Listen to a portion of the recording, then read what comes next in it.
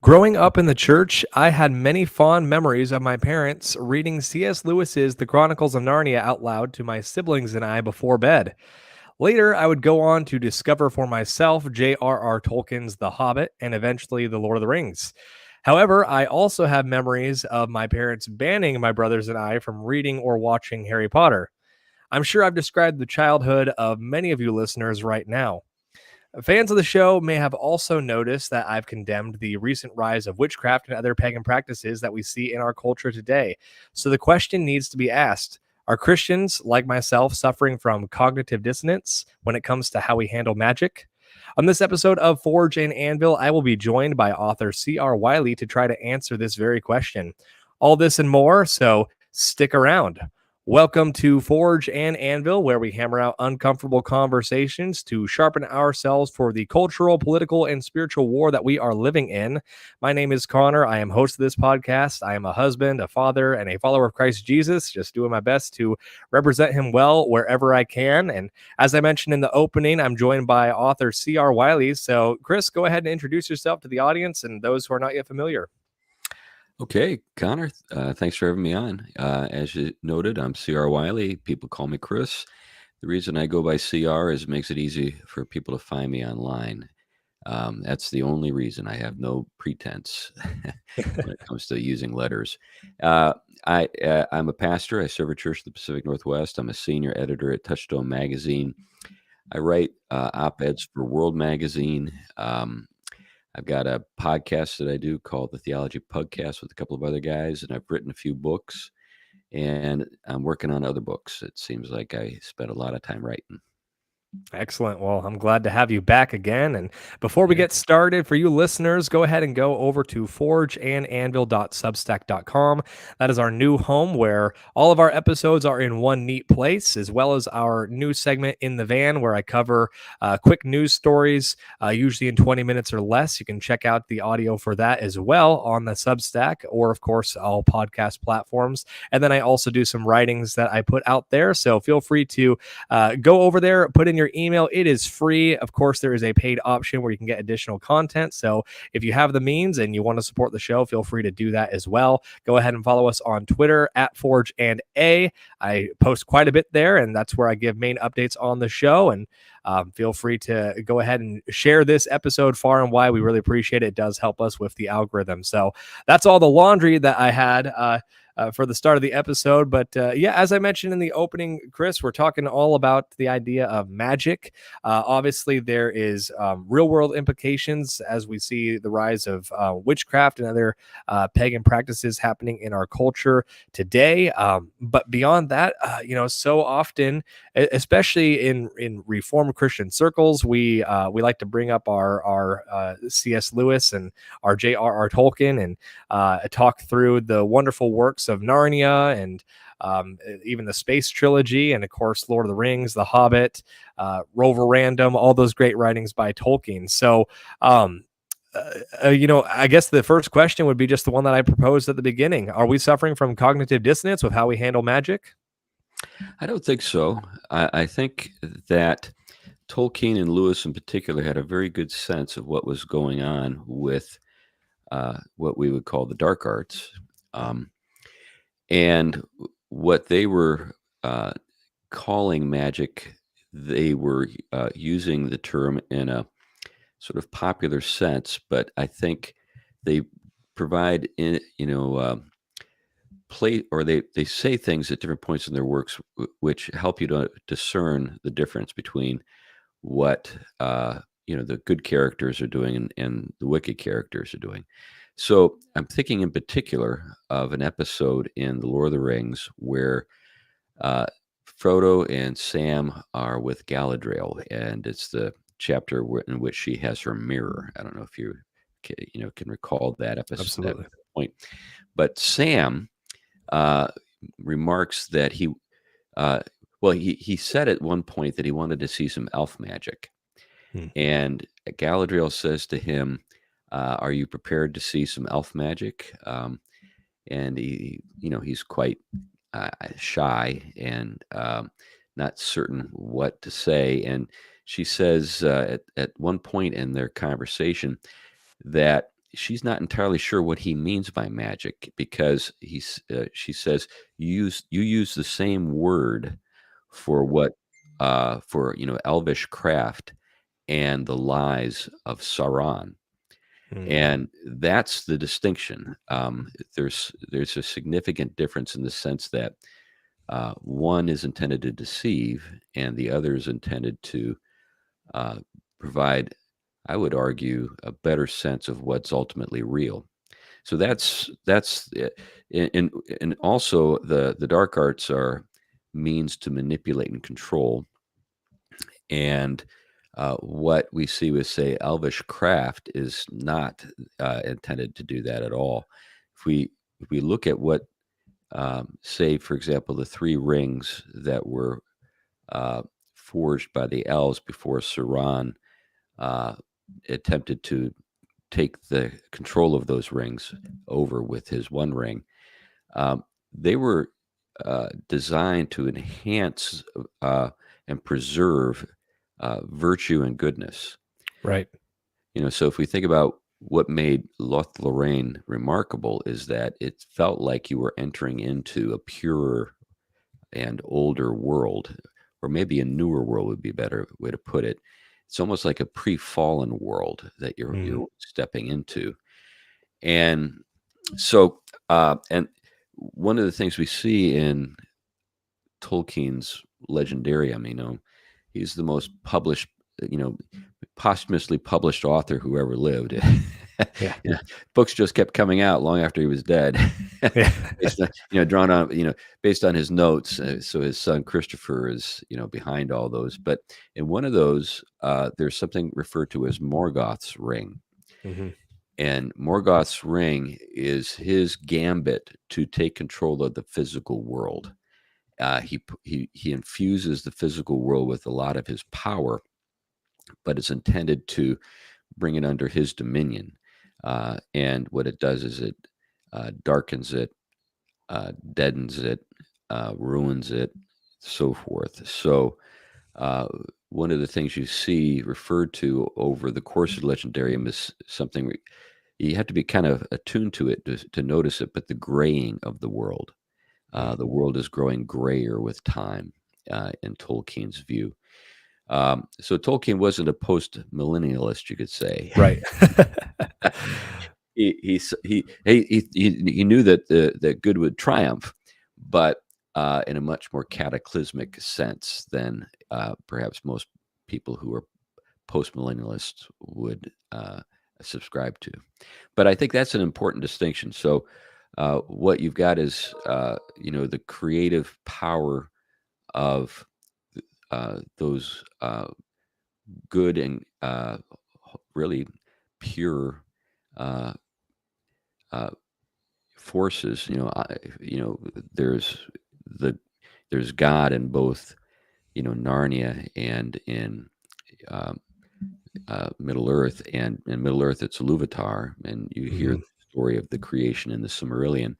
But you also see the creation of Narnia in The Magician's Nephew in the Chronicles of Narnia, with Aslan singing creation into being, Narnia into being. And you can say that's a kind of magic, and that's Mm. another thing that he refers to, or Lewis talks about, is the deep magic. There's a Right. kind of power that's on display in the creative, uh, spiritual activity of Aslan and the Emperor over the sea. I think that's how the father is referred to. Right. You know, and so anyway, I think those things are important to note. So lying and domination with the intent of bending others to your will is what the Mm. dark arts are constituted of or by. And then the good magic, so to speak, for want of a better term. Um, and I think that the reticence of Tolkien is on display in that dialogue between Galadriel and Sam. He's uncomfortable with referring to what the good powers do as magic.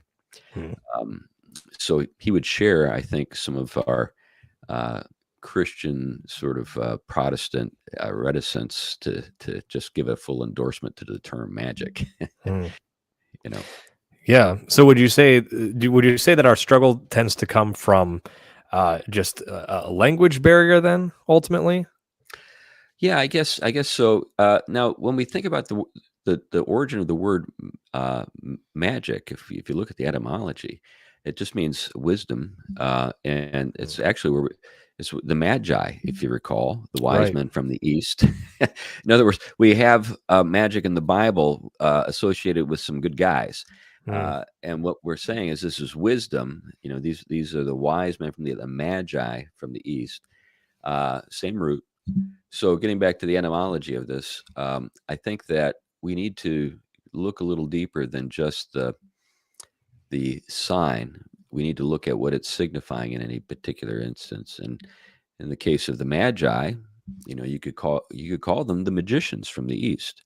Um, and when we see, you know, the good characters in Lord of the Rings and so forth, wisdom is the basis of their authority and their power. mm, Yeah, remember the episode on the bridge in Moria between the Balrog and Gandalf. They both wield fire, but the right. fires are different. Um, Gandalf says that he is a steward of the sacred fire, Right. and that the fire of the Balrog cannot overcome it. And the Balrog, you get the impression the Balrog knows that, Right. you know, Yeah. because he hesitates, you know, he's kind of taken back. But and because we know the backstory for Gandalf, he's not just a guy. He's actually what you might think of as if you were to draw parallels between, say, Scripture and the Lord of the Rings, he'd be more of an angelic being, Right. you know, who's become incarnate. Um, so much as we see with Abraham and you know the angels that visit him before the destruction of Sodom and Gomorrah. You know, you've got uh, those beings who are clearly more than human in you know Genesis. So it's the same kind of thing. And anyway, but that the powers are spiritual in character and they're real, but they have different sources, different ends. Um, I think, you know, when we think about like one of my favorite characters in Lord of the Rings, Tom Bombadil, Hmm. uh, he's a remarkably powerful being. He might be the most powerful creature in Middle Earth. Um, he's not afraid of Sauron's ring at all. Galadriel's afraid of it. Uh, Gandalf's afraid of it, Right. but he's not. He plays with it and has fun with it and can actually make it disappear. And he's not deceived by the ring, so that when Frodo puts it on, it doesn't affect Bombadil's ability to see him at all. But there's no mistaking what Bombadil is doing with what, say, Saruman has done or does. You know, they're very different. So I think that's important. So like it'd be like saying, you know, the work of the Holy Spirit is spiritual in character and it's powerful, but it's good. Right. I wouldn't use the term magic for it, but I think that just may be because I'm afraid of what people might infer if I were to do that. Right. So really what we're talking about though in terms of making distinctions, we're talking about dark arts versus good magic. And of course, we can say that Lewis and Tolkien both maybe at different times used the word magic because that's maybe how we would best understand it, especially in the context of fairy stories. You know, and they use that term to define something that we would consider to be spiritual power. And of course, from the Christian worldview, if for the most part, all Christians believe in dark spiritual powers, and we believe in holy spiritual powers, and of course. we can see the rise of that, which is a lot of where, in recent episodes, I've come down hard on a lot of the recent pagan witchcraft practices, especially in young women. For some reason, it seems to be a new trend, as I'm sure you've followed as well, of these young women that are really dabbling into some very dark things. In fact, in my hometown, there's a new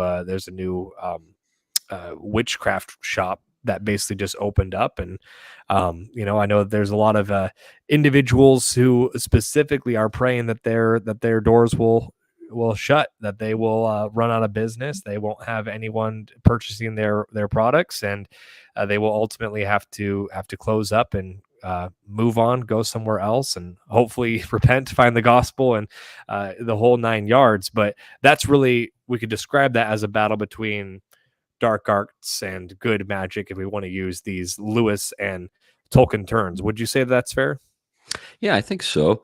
I think some of the fascination people have with these things is because of, um, fallen or maybe unredeemed or unsanctified uh, desires. That's true, of course, for anyone who's uh, alive. I mean, even believers are struggling with temptation and the lusts of the flesh over the course of their Christian lives, but they're wrestling with them. They're fighting, they're resisting these things. But I think there has been a tendency in some circles, in Protestantism in particular, to almost become strangely materialistic, if you Mm, get my drift. It's like we think so in reform circles, if you were to go to people and say, do you believe in angels? They'd say, of course, they're in the Bible.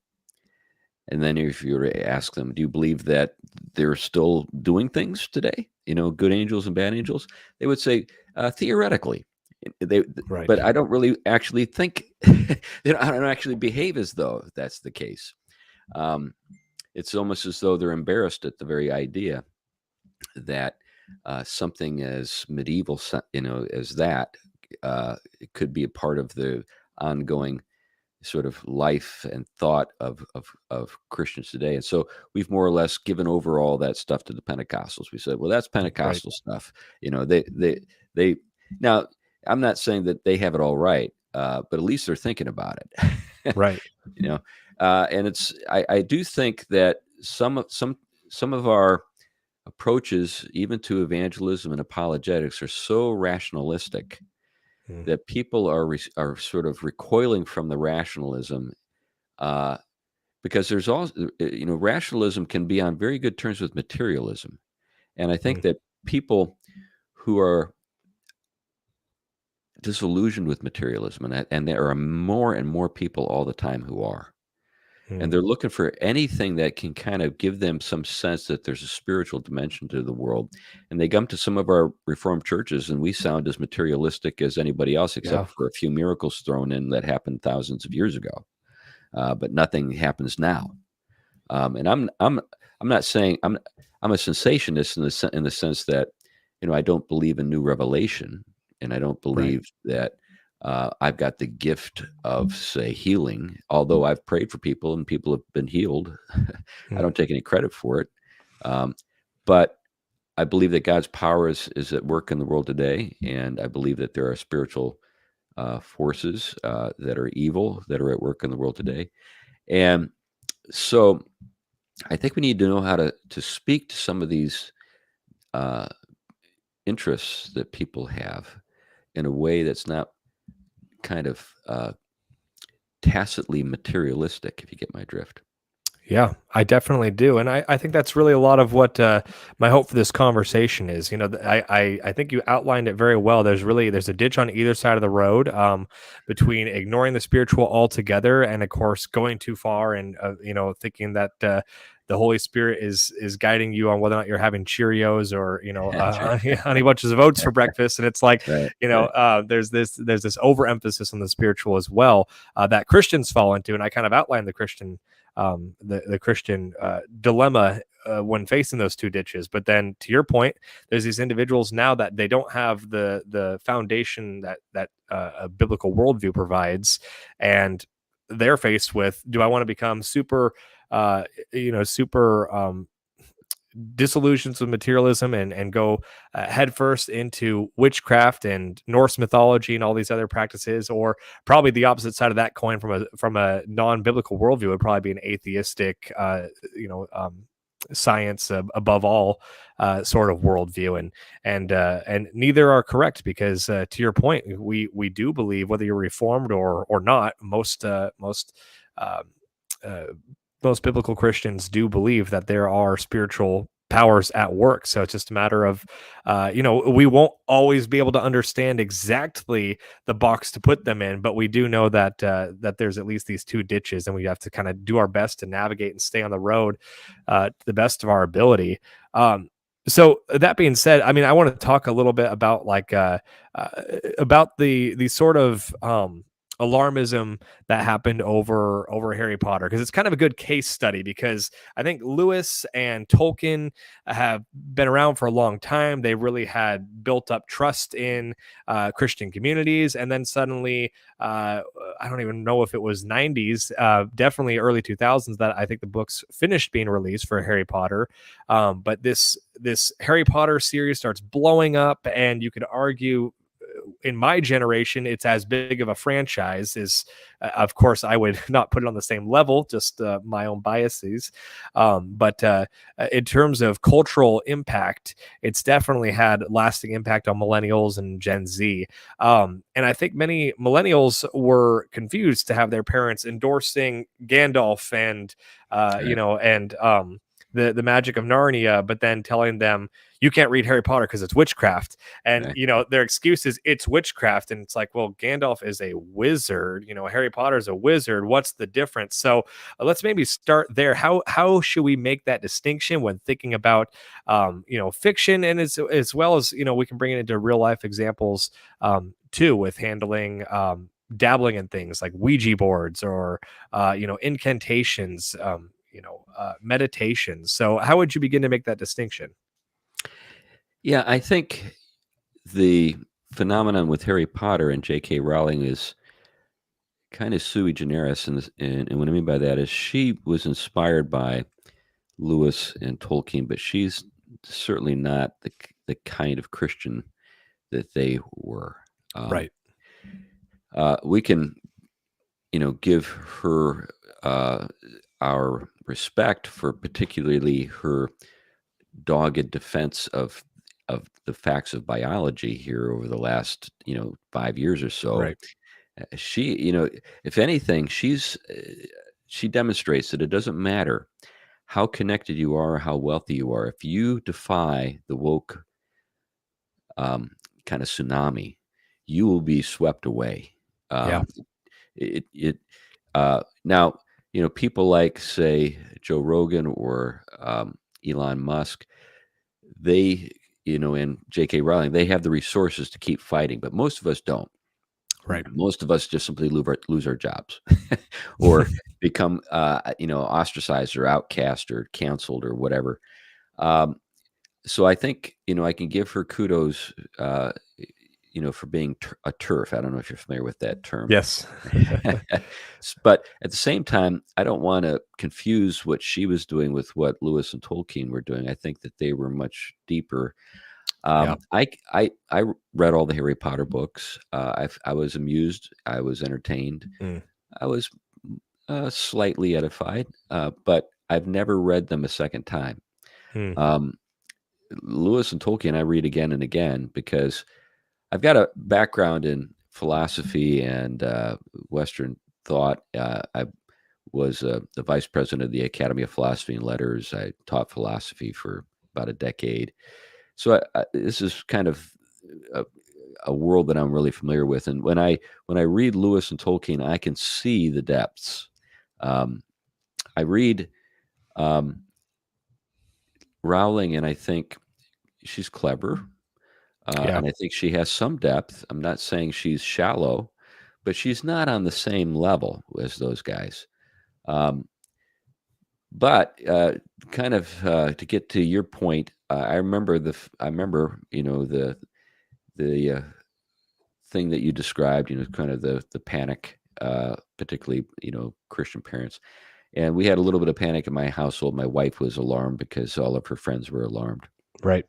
and our kids were small and homeschooled, and I decided I was going to pick up the Sorcerer's Stone and read it and see what this is all about. And I remember sitting out in the hammock. I was laying in the hammock, and my two younger children came out, and they were concerned for my soul. Dad, what are you doing? It's wonderful. That means you must have done something right. They were very, very, because they were in this environment where all this alarmism occurred. And as I read the stories, I thought, the things that people are concerned about, they shouldn't be concerned about. Maybe there were other things they could have been concerned about, but maybe they were missing. Things like that. Now, like the incantations, they were just Latin phrases. Right. There was nothing really very metaphysically sort of insightful to what she was doing. She was just saying, okay, let me find a dead language that everybody will think sounds magical, and, Right. and I'll use that. If she had been doing something metaphysical, she would have done something that helped to make a connection in the minds of people between the power of words and spiritual realities, which is what the Renaissance magicians were attempting. So if you have any background in the history of magic, what they were doing, actually the early Renaissance was the heyday of magic in the West. It wasn't the medieval world. It was the early sort of humanists in the Renaissance. And one of the things they were looking for is they were looking for Adamic language, in other words, the language of Adam. Because they believed that language was the key to dominion. So that's what led to philology. They were looking for the original language. So and there were rumors and kind of urban legends about it was in the library at Alexandria that was burned. What a great loss! We lost the records. This is the thing that they were after. But when they were doing the Eye of Newt and all this kind of stuff, what they were getting at was not. It actually had kind of an inner coherence. There was a sense in which it was believed that physical objects were had a connection to spiritual realities, and if you could get the right spiritual objects and you had the right names, you could exercise power over the physical world. So this is where the alchemists are Right. trying to turn lead into gold, and this is all going on and so alchemy and the early stages of science, Baconian science, Francis Bacon, it's all happening at the same time. There's this big argument: how do we recover Adam's lost dominion?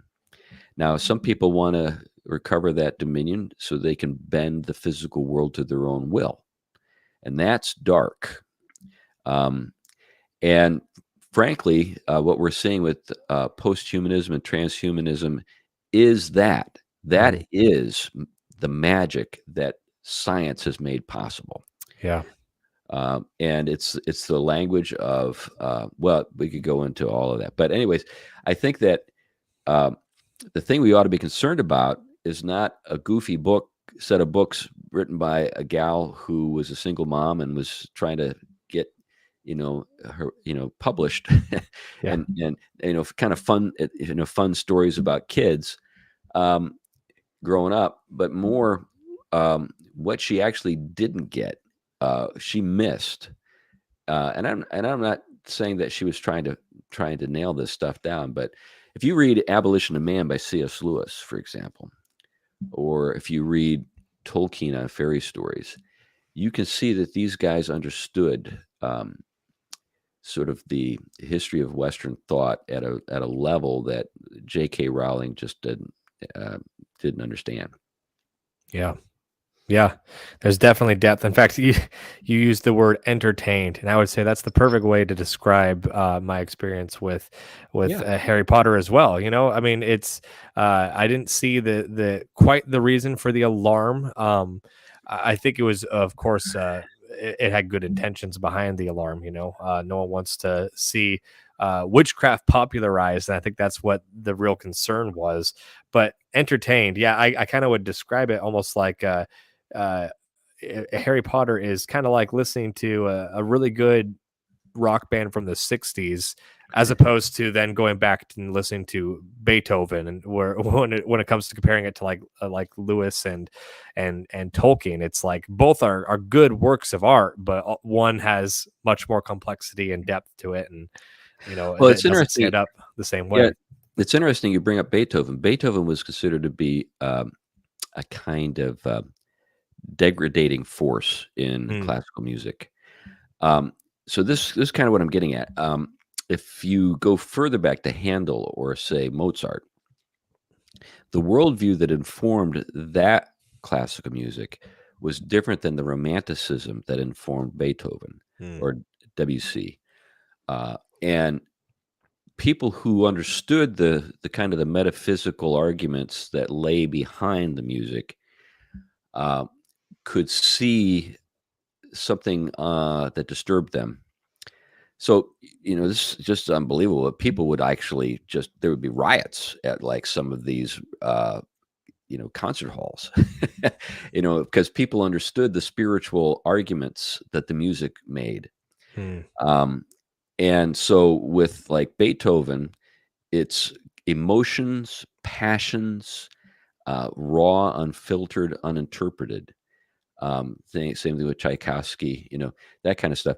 But if you go back to, say, as I noted, Handel or uh, to Mozart or particularly to Bach, you see that there's a theological framework within which the music is being written, Hmm. and it's actually meant to state something about the real world. So music was understood to be at the very uh, sort of core of reality. This is the Pythagorean argument. Um, the music of the spheres, for example. But this is what you're really getting at when you're getting into the magic argument. So this is what I think many contemporary people, well-meaning Christians, don't have any clue about. What the magic argument was about uh, was not that. Um, well, what it was really getting at was what part of you is attempting to exercise dominion. Hmm. That's the core argument. The dark arts, the fallen self, the corrupted nature, is attempting to exercise dominion through deception and through manipulation. Whereas what we're talking about when we talk about, say, the spiritual virtues, love, joy, peace, gentleness, goodness, so forth, the fruit of the spirit, that's actually uh, spiritual power in the service of God's dominion. Hmm. Um, so the dark arts are the outward manifestation of the dark, fallen nature of things. This is why you know uh, Satan is appealed to, and so forth in the dark arts. Hmm. Yeah. So, I mean, maybe this seems obvious, but ultimately, what you're getting at is the theological worldview really is what shapes the art of the artist. But I think, unfortunately, we live in just a day where biblical ignorance is at an all time high. So. Maybe the easy answer is just read your Bible more. But how do we start to pick out sort of and understand the difference between a a medium that's using magic or something of a similar nature in a way that is harmful to our culture versus those who would use stories with magic in them in a way that is uplifting to our culture? Well, I think that you can discern the spirits. like when I made my observations about Rowling, I wasn't necessarily endorsing everything she did. I was more or less saying that she's on the same level as Gilligan's Island and Star Trek. Mm, It's yeah, that yeah, uh, there are things that you should be concerned about even in Gilligan's Island.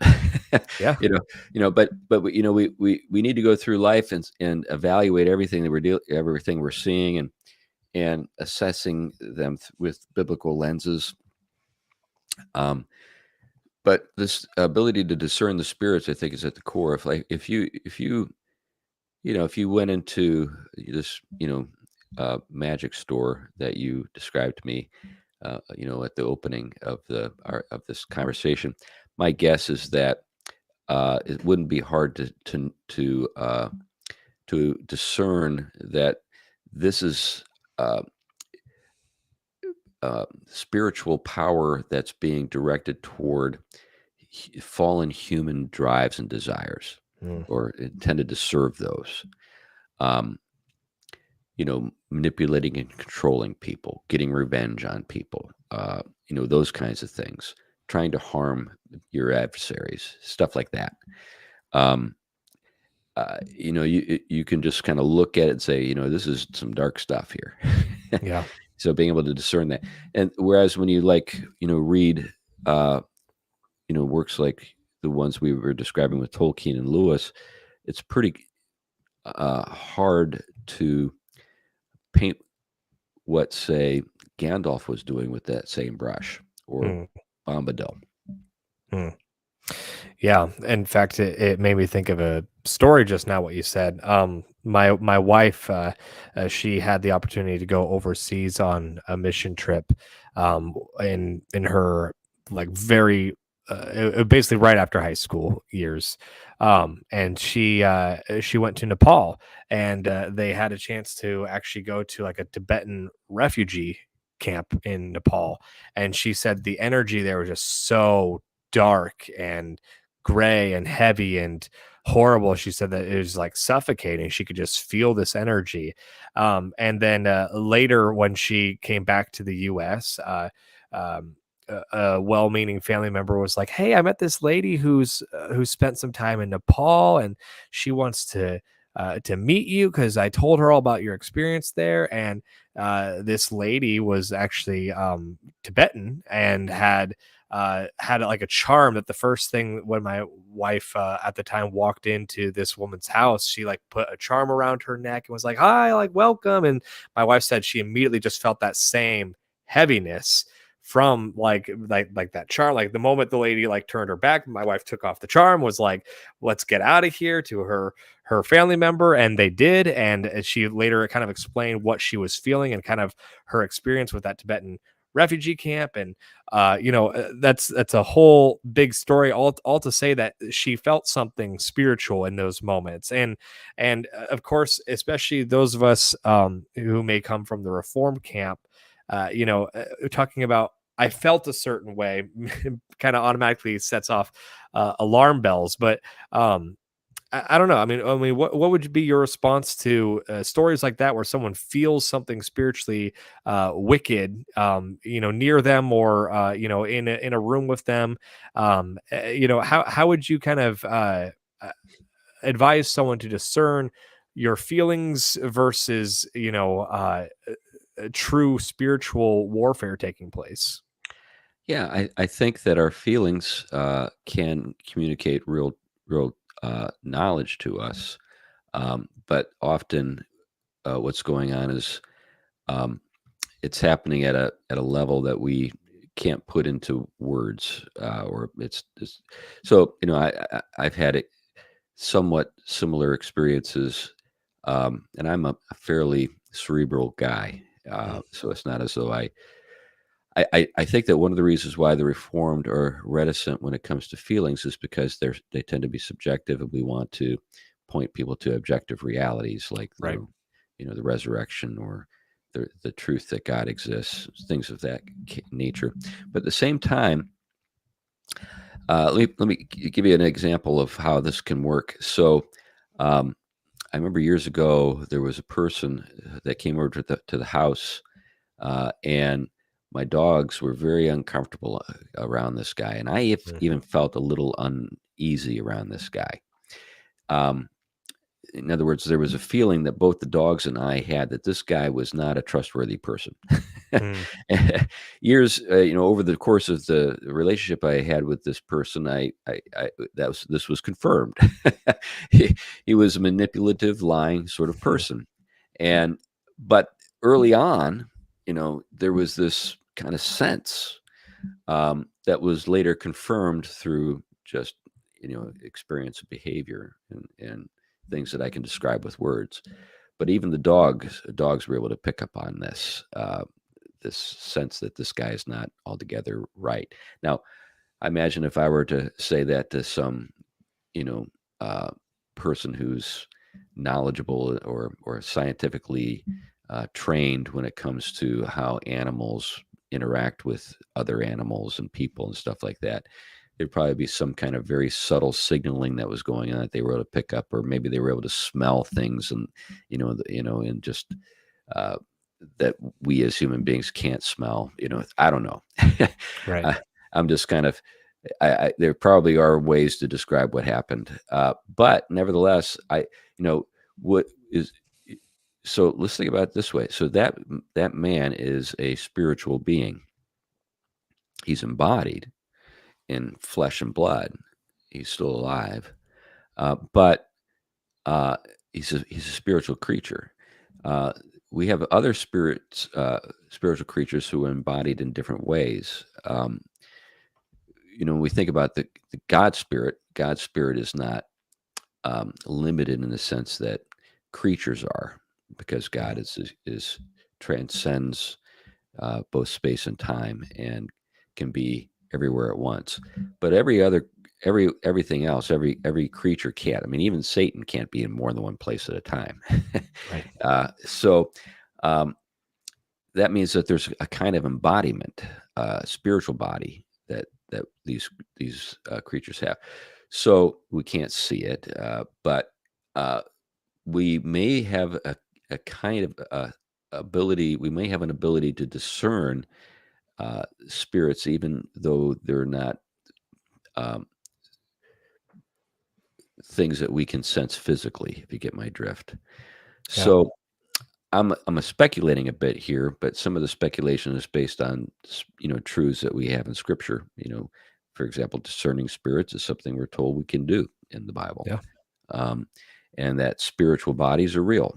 We're told about those, and we're told that we can know when we're dealing with these kinds of things. We see this evidenced not just with the Lord, but with His apostles. It was they're dealing with these things. So these are real things, and I don't think they just went away. But at the same time, I don't run amok with this either. Right. I'm, I'm maybe a little more kind of attuned to these things than your typical Reformed pastor, but I'm not as sort of taken with them as maybe your typical Pentecostal pastor. Yeah. Yeah. That's those two ditches again, Right. it's, I just think, you don't want to be like Ebenezer Scrooge when Marley comes and visits him and he starts blaming it on, you could be something that I ate that went wrong in my stomach. You could be many things, an apparition of sorts. And, he starts kind of coming up with all these reasonings behind it. And when it's like, there's a spectral figure right in front of him of it, Right. and it but then at the same time, of course, we also don't want to go so hard with it that we just see a ghost around every corner, and every other family member's house is haunted, and I mean, Right. unfortunately there's a lot of that in our culture, and sometimes it's because I think we want to see spiritual activity where there is none, so which Yeah. is unfortunate. But yeah. So, I mean, I guess to kind of put a bow on this, what kind of, do you have any kind of like last principles that you would maybe throw out? Like for myself, I'm a young dad. I've got two little ones, and hoping to have more if God wills it. And, I'm of course navigating this new landscape of media is more accessible now than it ever has been, and I'm sure that trend will only continue, as it seems to have continued all throughout my lifetime. So just navigating what kind of things we put our children in front of, when it comes to magic or otherwise, kind of just basic principles that we can take to apply to parenting, and maybe those who are thinking about becoming parents can just kind of maybe tuck these things away as tools in their tool belt. Well, yeah, I think, for example, this thing right here is a kind of magic. Yeah. Um, and it's very dangerous, and we need to handle it, personally well, but particularly with our children. Um, it's remarkable just how Silicon Valley executives don't let their kids spend any time on that stuff, Yeah. which should tell you everything you need to know. But when it comes to, fiction, say a book, one of the great things, of course, that we have with, say, the Inklings is we have nonfiction that they wrote that helps us to understand what they were thinking, when they weren't writing fiction. So we can interpret both Lewis and Tolkien's works through the lens of what we know they believed. So we're not speculating, we're not explaining away, we're actually, I think, understanding them and what they were up to when we read, say, something like The Abolition of Man or On Fairy Stories, which is, Tolkien's. Tolkien had a number of things that he wrote that were published, but he had, letters, and they've been published now. Huge volume of. That's one of the things that always blows me away about those guys is they actually responded to letters from little kids halfway around the world, Yeah. and sat down and wrote back. Yeah. And people collected their letters, and those letters ended up being published places. But in those letters, you see them explaining things. This is what I was up to here. This is what I was thinking here. So that's a big help. When you're dealing with, say, a work of fiction that you just don't have any framework with regard to, knowing what the author was thinking, well, you still have an ability to assess the work, and the more acquainted you are, say, with not just fiction, but just the vast riches of the Western tradition that help you to understand a wide range of things. For example, I tried to spend a little time tonight getting into the history of magic in Western civilization and how it was understood and practiced, what people that believed they were up to. That's really important. And when you know that kind of stuff, you can quickly assess, like I did with J.K. Rowling. I was like, she's lightweight. She's entertaining. That's what she's doing. And so I don't take it very,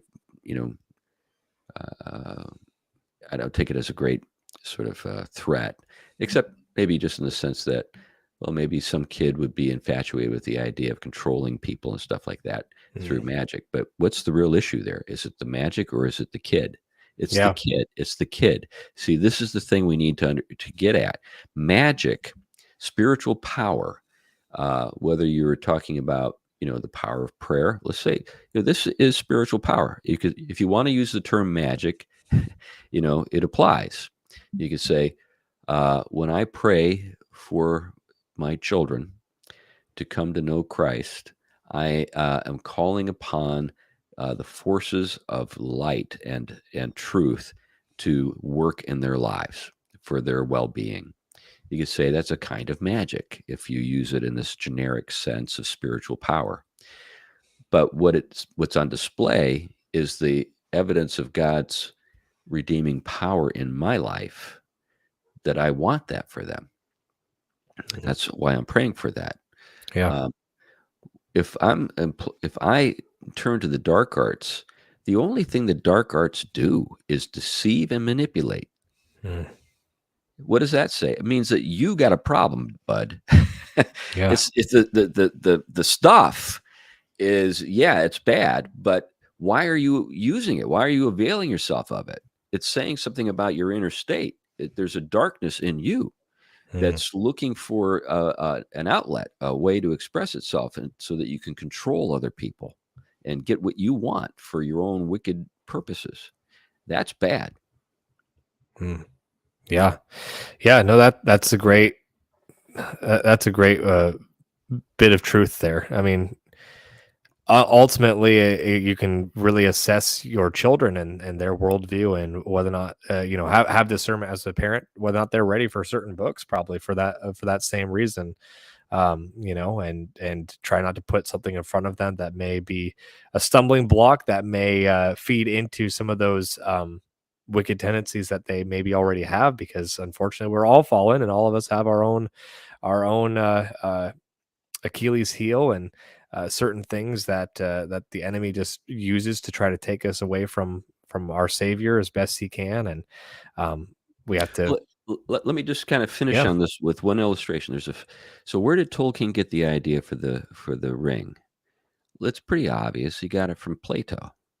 Mm, There's the Ring of Gyges, which we learn about in the Republic, and the mm, Ring of Gyges is a ring that makes you invisible.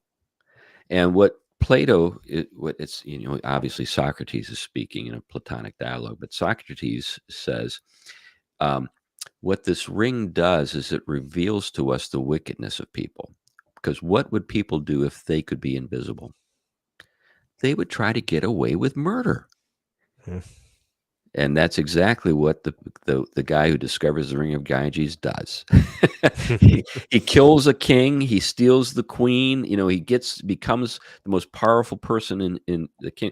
And what Socrates is saying, what Plato is saying, is that people. So the idea that uh, you know human beings are fallen is not news. We've known this even before the Bible, was available. You just look around. You just look inside yourself. Yeah. And say, okay, now you have this powerful object that makes it possible for you to get your way. What part of you is now? Maybe you could use the magic ring to avenge, uh, you know, uh, those who have been wronged. But really, is that are you going to use that superpower for that purpose? Um, you can basically defend truth without having to be invisible. In Mm, other words, invisibility is about deception. yeah. So, but that's the thing. When we think about the dark arts, the reason why the dark arts appeal to people is because they are already subject to the darkness within themselves. Hmm. Yeah, that's a great illustration. That's actually very helpful to me personally. So I appreciate that.